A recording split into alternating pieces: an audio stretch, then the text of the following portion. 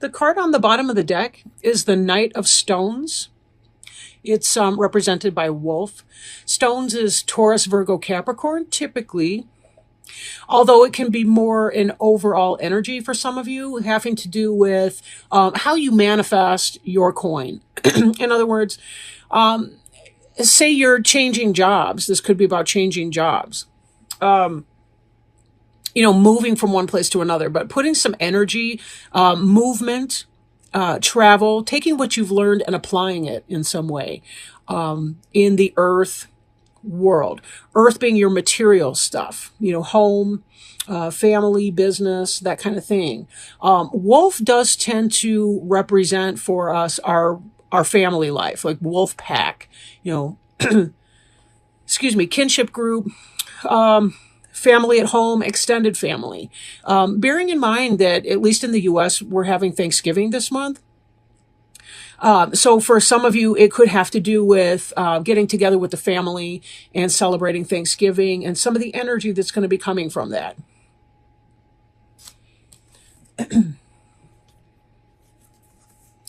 Now, looking at something in your recent past, or it could be the present tense, but that is moving into your recent past, we have the Four of Arrows, which is rest, bodily rest, mental rest, just kind of taking some time out. Maybe some of you are having a 4-day weekend if you have Thanksgiving and Black Friday off, but taking some time to meditate and rest, relax, kind of withdraw from things. Get a sense of where you need to go. We understand that with a butterfly, for instance, it's when you go into the chrysalis phase, when you withdraw from the world, you're alone in your cocoon, or I'm going to mix up butterfly and moth energy. It's just going to happen because that's who I am and what I do. But so imagine that you're kind of in that chrysalis metamorphosis stage. You've wrapped yourself with this silky crap or whatever, and now you're withdrawing from the world. There's a great deal of change. Metamorphosis that's going on behind the scenes. And this is kind of you when you withdraw from things and take that time out and do some self-care, some rest, some relaxation. And then when you emerge, you have a better sense of what it is that you need in order for your ideas, your dreams to take flight. This is about refocusing and taking the time that you need, taking time out to be able to do that. So let's bring on board our next card that we see here, the Eight of Wands. Eight of Wands is hearth fire. For some, this could be physical symptoms like heart issues. It could be heartburn. The hearth is the center of the home and the family. For those of you that are in good health, positive health, hearth fire is about communication and lots of communication coming in. It's about travel. It's about the things that the family centers around for warmth, literally, physically, symbolically, right? Going into that time of rest, spending time with the people that you love the most, right? Your home and your hearth fire people, your kinship group, your wolf pack. Now, some of the things that may come up for you when you're in this experience of rest or meditation, you may identify some areas which you need to clear. And so that's going to be consuming your thoughts a little bit. We have to be able to clear things out in order for new things to come in. I heard it put by another reader that if you are ordering, say, a new couch, you have to get rid of the old couch before you have space for the new one, right? It's that same kind of idea. You can't bring something new on if you are not going to have any space for it. So part of what we do here is we have to clear things.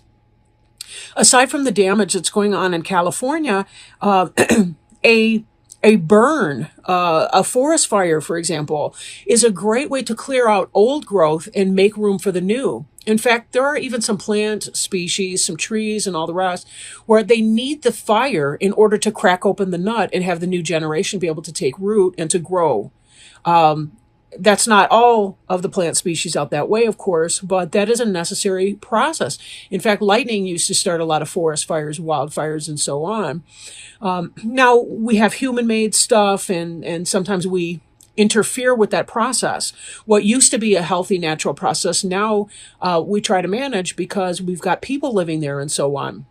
So part of what you're going to be trying to do in your moment of rest, as you're experiencing all this communication, all this energy, all this travel, all this movement that's going to be coming in, part of what you're going to need to do is, how do I clear this out without burning people?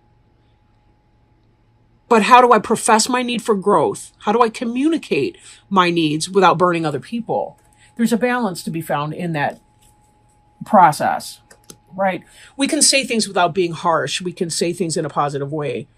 It does take tact and skill, of course. And that's part of what this rest period is speaking to, is that, it's cooler minds will prevail is the expression, right? Meaning, keep yourself in check as you're thinking things through. There may be a better way to do it. Sometimes things get kind of chaotic around the holidays, and passions can flare up.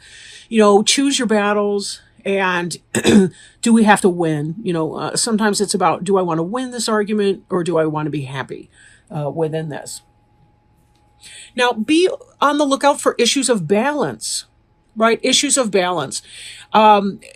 Some of you may find that you are really feeling at peace with yourself, and this may be in part because of this rest energy that you're having, and being able to take that time to meditate and really connect with your essence.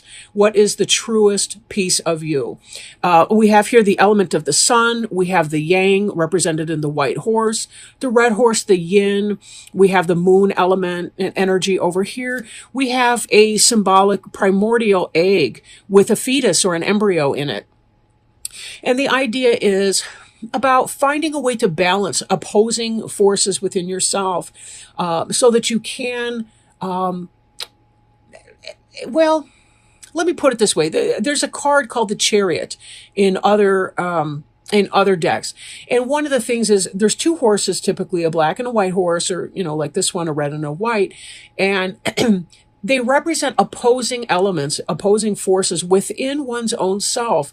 And it's about bringing those two together, hitching them to the same wagon, and harnessing those forces to move in a singular purpose or a singular direction, right? A lot of things that we have, for example, are just such socializing influences. There's healthy ways to do things, like say a kid's having anger management problems, you put them into some kind of sport where they can burn off some of their steam.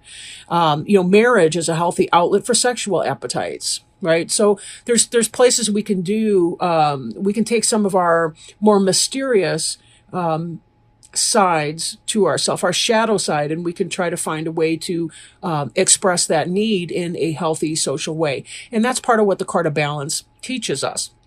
Now, the card of balance can be likened to yourself, the Gemini, in that here's a person with those conflicting dual natures, the twins, so to speak, more like fraternal twins, a brother and a sister than, identical twins.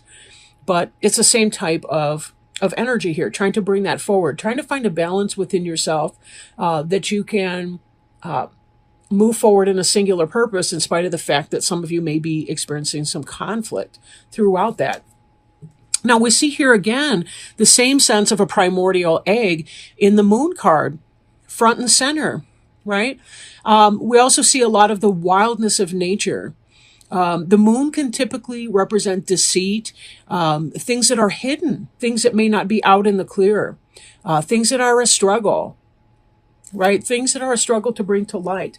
In fact, one of the lessons of the wolf is that the wolf is not just a sweet domestic animal that is loving within its pack members and so on. It can also be very, very savage. And it's about the balance of these two impulses and trying to allow your more domesticated side to come forth in here. That's part of the socialization process, and that's part of what makes civilization work out, is that we have to temper some of our wilder, baser, more primeval senses to bring forward something that can live in a harmonious social system. I don't know where the hell I'm going with any of this. It's just kind of coming through, but whatever. There is some sense of a struggle, however. There's something that's on your mind that's sort of bothering you. Eight of Arrows can be the anxiety card, right? Anxiety, as I must have told 100 clients this in my career. Anxiety has to do with when our thoughts white horse, and our emotions, red horse, are at odds with one another, we tend to, well, oftentimes what can result is an anxious state. Look at the lack of color in the Eight of Arrows card. It's like black or white, whereas the Balance card is so harmonious and so lovely. Balance is also about healing. You'll notice the caduceus that's represented here with the horses, which is an old symbol of healing. But with the Struggle card, this can indicate some level of disconnect from reality, disconnect from self. And when we tie that back with the Moon card, there may be some level of deception, dishonesty, things that are not being said, things that are hidden. And an anxious struggle. If you're acting, if you're behaving, or thinking in a way that's at opposing forces to your emotions, it's going to be potentially this anxious state. You know, I think about anxiety and particularly panic attacks in a person when, if you're thinking one way, like I should, to be concrete, I've got clients that are in substance abuse recovery. And one of the things they'll tell me, oh no, I'm not having any cravings for any drugs or alcohol, but the reality is that their biological wiring has changed in their addiction. And on some deeper level, they seriously are craving, but they're in denial about it. They may not even be aware of it themselves. They want recovery intellectually, but yet their biochemical brain is telling them, I gotta have it, right? Opposing forces. So a lot of times they'll be having panic attacks in the middle of nowhere, for seemingly no reason. There could be a trigger, but maybe not. Sometimes it really is just about the biochemistry is kicking out some sense of desperation in hopes that they lose control and use again. It really is like having a foreign animal hijack your brain in a sense, right? That's one example. The other thing can be, we love someone and yet we're really, really having a difficult time telling them something that's uncomfortable, right? Or it's hard for us to say something, that's, you don't want to say it to your family member because it's going to create a problem, but yet, you're trying to live maybe a fake or less than authentic life with around your family, especially around the holidays. Things just get so darn tight and tense. So there is a need to clear something away, something that's been creating potentially this anxious state within you. And this is about understanding what exactly that is, what that means for you. Being okay with the fact that you may not be the person that you intellectually hoped that you were. I think there's a place for every person where they have to realize that they fall short of their own expectations. But then we have to ask what that means, really. Five of Cups in this deck is about ecstasy. It's about ecstasy. Spiritual ecstasy, physical ecstasy. Cups is the suit of emotions and spirit. So in some way, this card is about the yes. Capital Y, capital E, capital S, 3 exclamation points, underlined several times, whatever kind of yes. Ecstasy that this entails. But that brings us back to this question, what exactly is going on under the surface here? Now, the moon can be some sort of a phase or a cycle that's going on. And we have here this challenge, the Two of Stones. This is a duality. These are battling bunnies, right? They are at a conflict. These are boxing hares. They are not having fun. They're not playing games. They're serious about this. There's some kind of battle that's going on. It's either in your external environment or it's in your internal world.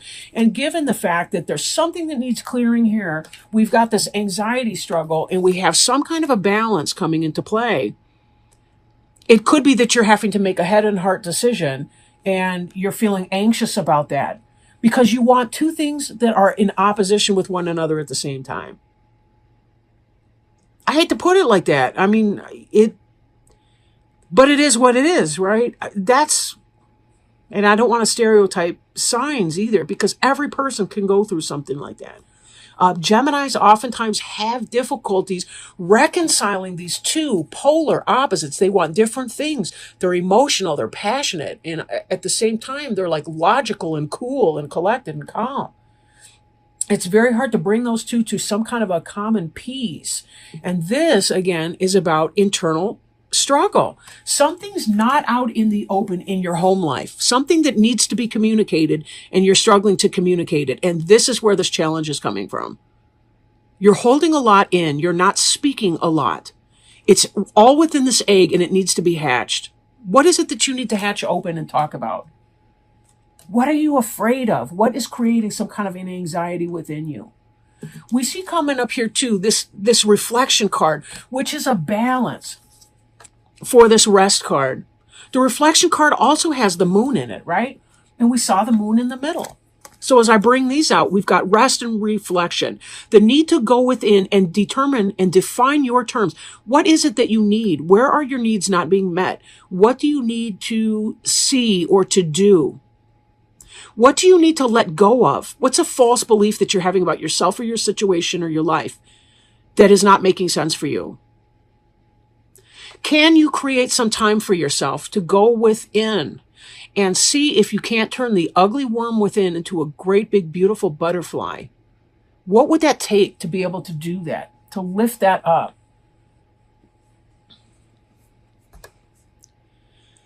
Reflection is like the rest card on steroids. It's about working with the intuitive nature of the self. It's about working with lunar energies, with yin energies, high priestess energies. Reflection, meditation, psychic awareness, intuitive. This is about taking some of the mystery, some of the lack of clarity, sometimes the lunar or the lunatic element out of the moon, reflecting upon it, making it work for you. How can you channel your own personal cup of crazy into something that can be beautiful in your life? It's possible to do this, right? A lot of really great artwork, poetry, novels are written by people that are what they used to call in the olden days lunatics. People with mental illness can make beautiful art. They can have an amazing contribution to society. Now, this doesn't literally mean mental illness per se. This just means there are wild parts of ourselves that are often unacceptable to ourselves, even if it's simply because there's a societal norm or a stereotype or something that we need to reconcile ourselves to, that we fall short of some arbitrary mark, whatever that looks like. Where is your mark? Where is your line? This conflict is affecting you on an internal level. And so you're going to be keeping people at bay over these holidays. You're not going to want to let them in to see that. It's going to affect how you are relating with your pack. What do you need to get rid of? What's causing you anxiety? How can you reconcile those two opposing factors? And taking some time to reflect. Taking time for self-care. You know, I get snappish if I don't have enough self-care. If I don't take time away, I get snappish. And it's not even the person that I'm talking to. It's just that I've had my limit. I've used up my words for the day. Now I need some space. I got to space out, put the headphones on, whatever the hell happens, right? It's a major arcana card, not surprising. And it's called the Hierophant. And the Hierophant was kind of like a high priest. Can represent certain things. Let me read this to you. It's kind of long, but I think it's worth it. Honorable Lord Crane is the ancient symbol of spiritual justice and longevity. It is both a solar symbol and a herald for death. So here, just in the part about solar symbol and herald for death, we see the bringing together of the yin and yang energies, these balanced energies of polarity, right? And let me point out too, because it just now occurred to me, we also see a crane right here. Could be a heron, but it's a wading bird, clearly. Right here in the moon card that's come on board. And we also see it here in this reflection card. Now, this is a heron, this one here, a great heron. But heron and crane are very, very related. Okay, so let me stop interrupting myself rudely and moving on. It is a solar symbol and herald for death. This contrast is significant in that cranes teach the need for both life and death as part of the same process. Oh, and that's that butterfly again, the death of the worm or whatever to become this butterfly. Okay. Crane always heralds the end or change of old ways so that a new expression can be born within them. Being a wading bird, a crane moves between water and the land, earth and sky. Its movement between the worlds, between realms, and between times can help us learn how to draw upon our own innate waters, our intuitive faculty, awakening a freshness within tradition for new growth. In more ancient times, the Hierophants, the priests and priestesses, were schooled in walking between the worlds with all that it implies. Oh, that's that reflection card again. Cranes reveal how past lives affect the present. They reveal how death is just a transition and not an end. They open doors between all worlds, realms, times, and traditions, stimulating new tangible spiritual experiences. Crane always awakens us to the ancient ones, the beings of spirit in the various spiritual realms, including that of the fairy. Now is the time to draw upon ancient teachings and to find ways of re-expressing them within the modern world and within your current life. The crane, because of its link between worlds, awakens past lives, reveals how ancient we truly are, and how the past is affecting our present. It heralds a new understanding of life issues and of sacrifices we have made or are making by revealing our karma and how the laws of spiritual justice are at play within our life. The crane often lays 2 eggs in the wild, but usually only rears one. The parents are very secretive in rearing their vulnerable one. This reflects a need to develop a new sense of protectiveness, a need for secrecy in regards to something being given birth to within our life. In this way, the birth and the ensuing life will be long and productive. Crane reminds us to celebrate our creative resources and to keep them alive, and teach us that through proper focus, that to which we give birth will have a long, honorable life. The reverse crane reminds us that spiritual justice will play itself out within the mundane world, but not necessarily according to how we believe it should. Things will unfold, though, in the time, manner, and means that is best. Appropriate card. I couldn't help but thinking about this moon card when it was talking about the things, secrecy, and the things that we're about to give birth to being kept into some kind of a secrecy. And again, it kind of ties back to this something that's about to be hatched, and trying to identify what exactly that is in your life. Sometimes we don't want to foreshadow our moves by telling everybody what we're up to until we get to the point where we're ready to do that, launching our new product idea, our new business, our new service that we're providing that fills some kind of a niche that's been overlooked so far. There's a reason for that type of secrecy. So whatever it is that you're doing, be very careful that you're taking time for yourself, doing your self-care, that you are listening to your wisest self, your best impulses, your wisest self, and instead of neglecting or rejecting the parts of you that may not fit somebody else's idea or even your own internalized idea of what you have to be, allowing yourself to celebrate all the parts of yourself, the sunshine parts and the shadow parts alike. Trust that you will be able to bring them forth in the best and healthiest manner for everyone involved.